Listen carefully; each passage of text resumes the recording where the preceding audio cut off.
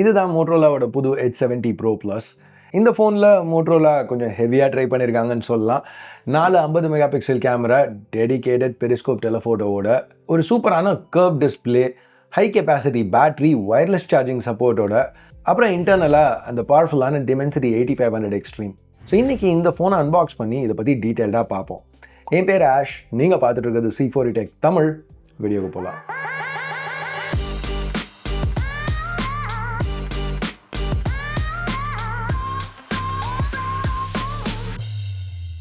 ஒரு சின்ன டிஸ்க்ளைமர், இந்த வீடியோ நான் மோட்டோரோலாவோட கொலாபரேஷனில் பண்ணுறேன். பட் எப்பவும் மாதிரி இங்கே நீங்கள் பார்க்குறது எல்லாமே என்னோட கருத்து தான். பேசிக்காக இது ஒரு ப்ராடக்ட் ஷோகேஸ் வீடியோ. இந்த ஃபோனில் என்னெல்லாம் ஃபீச்சர்ஸ் இருக்குங்கிறத பற்றி பார்க்க போகிறோம். ஃபுல் ரிவ்யூ கிடையாது. ஸோ பாக்ஸ் போன தடவை பார்த்ததுக்கு கொஞ்சம் சிமிலராக அந்த எல்லாம் FIFA லோகோஸோடு கொடுத்துருக்காங்க. ஸ்லைட் அவுட் பண்ணால் நம்மளோட familiar eco friendly Motorola box தான். ஓப்பன் பண்ண உடனே உள்ளே நீங்கள் முதல்ல பார்க்க போகிறது Edge 70 Pro Plus ஃபோன். இந்த கலர்வே இதை பேண்டோன் ஜென்ஃபேண்டலுங்கிறாங்க. ப்ரொனன்சியேஷன் கொஞ்சம் சொதப்புறோம், பட் ஓகே. நல்ல ஒரு சாட்டினஸ்க் ஸ்மூத் ஃபினிஷ் இருக்குது பேக்கில். மேட்டுங்கிறதுனால ஃபிங்கர் பிரிண்ட்ஸ் ஸ்மட்சஸ் எதுவும் ஈஸியாக பிக்கப் பண்ணாது. பட் பர்சனலாக எனக்கு இது இன்னும் பிடிச்சிருந்துச்சு.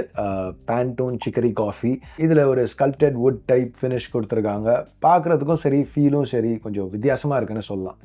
இப்போ இந்த Edge 70 Pro Plus இதோட திக்னஸ் வெறும் 7.2 mm, நல்ல லைட் வெயிட்டாகவும் இருக்குது, 190 கிராம் ஏறக்குறைய. ஸோ கையில் பிடிச்சி யூஸ் பண்ணுறதுக்கு ரொம்ப கம்ஃபர்டபுளாக இருக்குது. ப்ளஸ் எப்பவும் மாதிரி IP68, IP69 rating, military standard 810H, அப்புறம் இந்த ஸ்க்ரீன் கூட கை ஈரமாக இருக்கையில் யூஸ் பண்ணலாம். பை த வே, இது போக இன்னொரு கலர் ஆப்ஷனும் கொடுக்குறாங்க, ஒரு 12 இன்ஸ்பயர்ட் க்ரீன். இதை பேண்டோன் ஸ்டார்மி சீங்கிறாங்க. இப்போ ஃபோன் ஸ்லீக்காக லைட் வெயிட்டாக இருந்தாலும் இங்கே 6500 mAh பேட்டரி இன்க்ளூட் பண்ணியிருக்காங்க. ஸோ எனிவேஸ், நம்ம முதல்ல அன்பாக்சிங் முடிப்போமே. இப்போ டாப்பில் பார்த்தீங்கன்னா ஒரு சிம் டூல், ரெகுலர் இன்ஃபர்மேஷனல் லீஃப்லெட்ஸ்லாம் இருக்குது. மற்றபடி USB C-to-C கேபிள், அப்புறம் ஒரு 90 வாட் டர்போ சார்ஜர். ஸோ இதை யூஸ் பண்ணி 0 to 50 வெறும் 20 நிமிஷத்தில் சார்ஜ் பண்ணலாம். இந்த ப்ளஸ் மாடலுக்கு வயர்லெஸ் சார்ஜிங் சப்போர்ட்டும் இருக்குது, 15 வாட்ஸ் வரைக்கும். அது மட்டும் இல்லாமல் ரிவர்ஸ் வயர்லெஸ் சார்ஜிங்கும். ஸோ உங்களுக்கு இயர்பட்ஸ் ஏதாவது டக்குன்னு டாப் அப் பண்ணணும்னா இதை யூஸ் பண்ணி சார்ஜ் பண்ணிக்கலாம். இப்போ இந்த ஃபோனோட ஸ்ட்ராங்கஸ்ட் பாயிண்ட் என்னன்னு பார்த்தீங்கன்னா இந்த கேமராஸ். இது ஒரு ட்ரிபிள் கேமரா செட்டப். இந்த ஃபோனில் எல்லாமே 50 மெகா பிக்சல் சென்சர் தான். ப்ரைமரி சோனியோட லைட் 710. இது ஒரு பெரிய சென்சர். இது ஒரு f1.8 லென்ஸோட பேர் பண்ணியிருக்காங்க, OIS-ஓட. இதை நம்ம மற்ற ஃபோன்ஸ்லேயே ஏற்கனவே பார்த்துருக்கோம். ஸோ இங்கேயும் ரொம்பவே நல்லா பெர்ஃபார்ம் பண்ணிச்சு. Detail, dynamic range, colour accuracy எல்லாமே நல்லா இருந்துச்சு. லோ லைட்டில் கூட ஹைலைட்ஸ் நல்லா கண்ட்ரோல் பண்ணியிருக்காங்க. டார்க்கர் ஏரியாஸில் டீட்டெயில்ஸ் நல்லா ப்ரிசர்வ் பண்ணியிருக்காங்க. நாய்ஸ் லெவல்ஸும் மினிமலாக இருந்துச்சு. அடுத்த 50 மெகா பிக்சல் சென்சர், ஒரு அல்ட்ரா வைட் ஆட்டோ ஃபோக்கஸோட. ஸோ இதை யூஸ் பண்ணி மேக்ரோஸும் ஷூட் பண்ணலாம். ஸோ இங்கே புதுசு அந்த 3வது 50 mega pixel camera, periscope telephoto.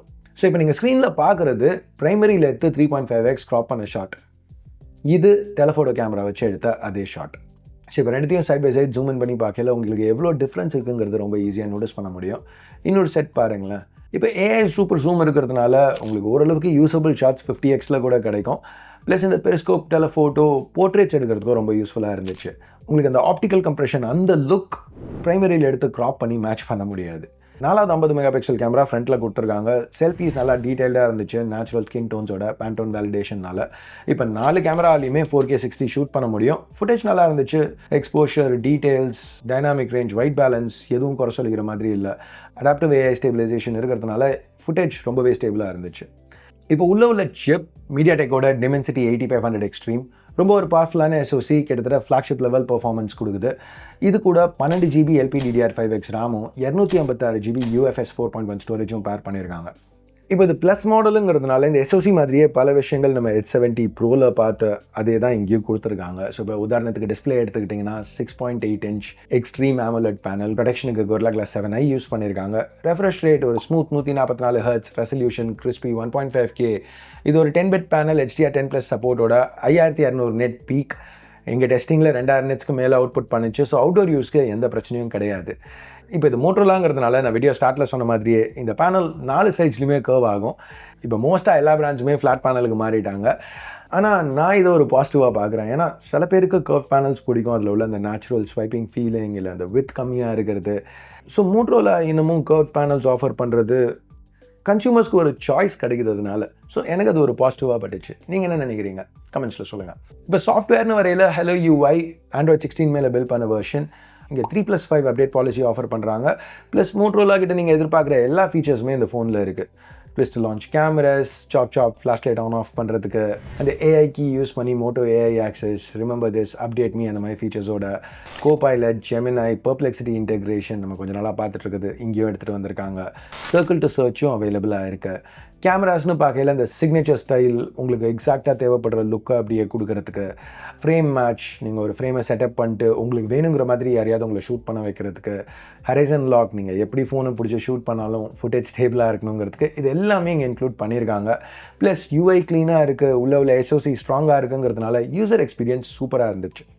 இப்போ ப்ரைஸிங்னு வரையில் இந்த ப்ரோ ப்ளஸ் 45,000 ரூபாய்க்கு அவைலபிளாக இருக்க ஆஃபர்ஸோட இப்போ 2026 எல்லா ப்ரைஸஸும் ஏறின்னு இருக்கையில் இது கொஞ்சம் காம்படிட்டிவாக தான் எனக்கு பட்டுச்சு. அஃப்கோர்ஸ் பட்ஜெட் கொஞ்சம் டைட்டாக இருக்குது, எனக்கு வயர்லெஸ் சார்ஜிங் பெருசாக தேவையில்லை, பெரிஸ்கோப் டெலஃபோட்டோ இல்லை இந்த வுட்டிஷ் பேக் இதெல்லாம் எனக்கு இன்ட்ரெஸ்ட் இல்லை அப்படின்னீங்கன்னா Motorola Edge 70 Pro இன்னமும் ஒரு நல்ல சாய்ஸ் தான்.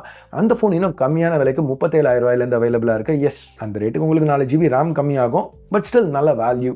ஸோ எனிவேஸ், இதுதான் மோட்டோரோலாவோட Edge 70 Pro Plus. இந்த ஃபோனை பற்றி என்ன நினைக்கிறீங்க கீழே உள்ள கமெண்ட்ஸில் சொல்லுங்கள். ப்ளஸ் முடிஞ்சால் அந்த தம்ஸ் அப் பட்டன், சப்ஸ்கிரைப், பெல் ஐகான்ஸ் அதையும் ப்ரெஸ் பண்ணுங்கள், ரொம்பவே யூஸ்ஃபுல்லாக இருக்கும்.